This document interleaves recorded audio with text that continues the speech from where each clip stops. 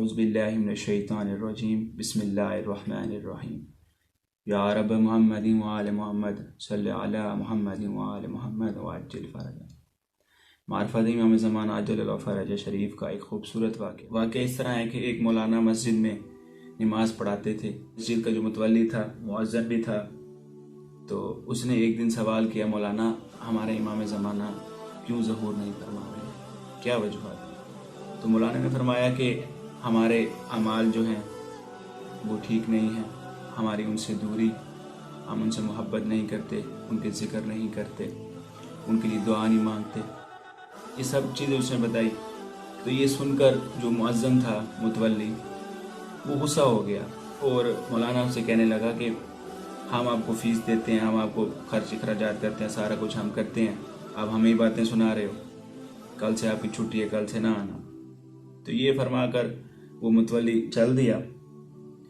تو پھر رات کے تقریباً 2 بجے وہ اس مولانا کے گھر گیا اور اس مولانا کو بلا کر کہتا ہے کہ مجھے ایک خواب آیا ہے، میں وہ خواب تمہیں سنانا چاہتا ہوں کہ آپ بالکل صحیح فرما رہے تھے مولانا کہ ہمارے اعمال اور یہ ہماری ساری چیزیں جو آپ نے بیان کی ہیں، یہی وجوہات ہے کہ ہم اپنے امام سے دور ہیں اور ہمارے امام زمانہ اس دنیا میں تشریف نہیں لا رہے۔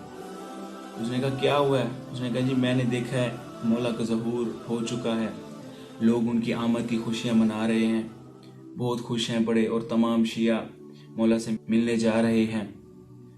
تو میں نے بھی مولا سے ملنے کی خواہش کی، تو میں نے جب مولا کو سامنے پایا تو میں نے ان کے قدموں پر بوسہ لیا اور فرمایا مولا میری خواہش ہے کہ آپ میرے گھر تشریف لائیں۔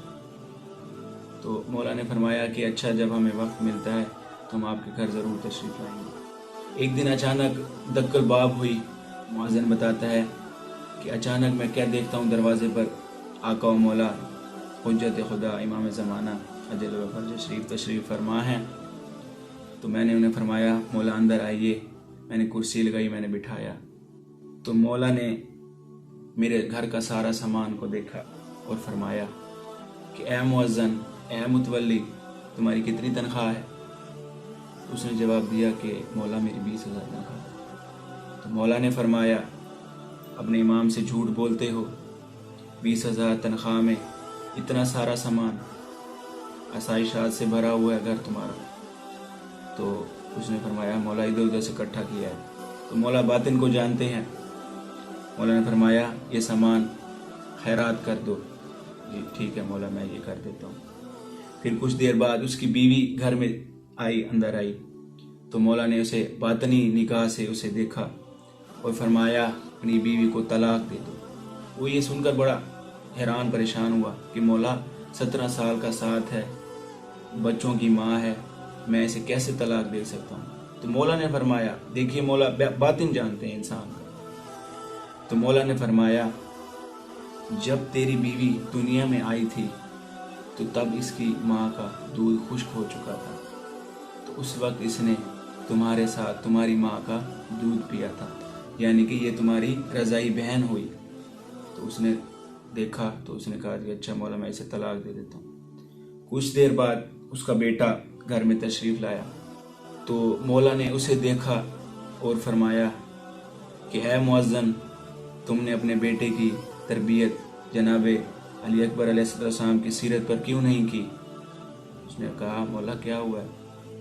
تو مولا فرماتے ہیں یہ ابھی شراب پی کر آ رہا ہے اور بدکاری کر کے آ رہا ہے، ہم اسے شرعی سزا دیں گے۔ تو وہ مؤذن بتاتا ہے کہ میں یہ سن کر اچانک بڑا ہی غصے میں آ گیا، طیش میں آ گیا۔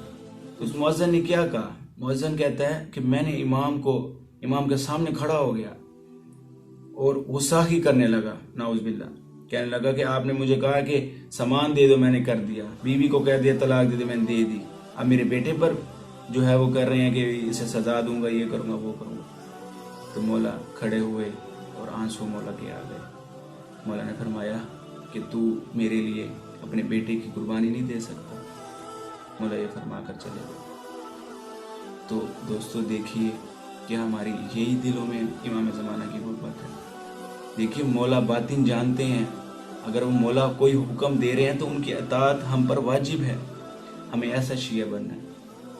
ہم اگر آج دعا کر رہے ہیں کہ مولا تشریف لے آئیں اور کل اگر ہمیں امام کوئی حکم دیتے ہیں ہم ان کی اطاعت نہیں کرتے, ہم ان قربانیاں نہیں دیتے, وہ ایک مقصد تک لے جاتی ہے, وہ اپنے امام تک لے جاتی ہے, وہ اپنے اللہ تک لے جاتی ہے. ہر چیز قربانی مانگتی ہے. ہمیں اپنے امام کی اطاعت کو دلوں میں, محبت کو دلوں میں, ایک باطن کو مضبوط کرنا ہے. دکھلاوے کا چیز نہیں کرنی کہ ہم اپنے امام کے بڑے محب ہیں, یہ ہیں وہ ہیں.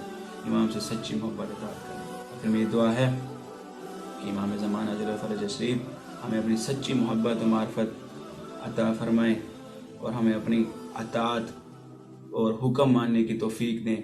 مولا کا گھرانے کی خوشیاں ہوں, مولا کا ظہور جلد ہو. الہی آمین.